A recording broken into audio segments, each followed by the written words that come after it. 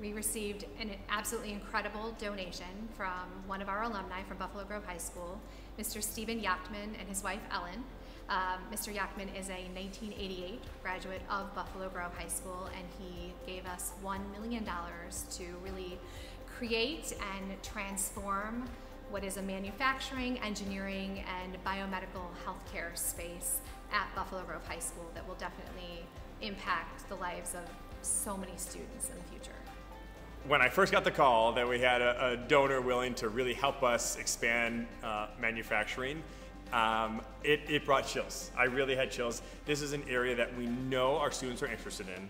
We know there's a huge job opportunity for them, but honestly, we didn't, as a public high school, we didn't have the funds to really fill out the space with the technology and the equipment that we need so our kids are really ready for the industry.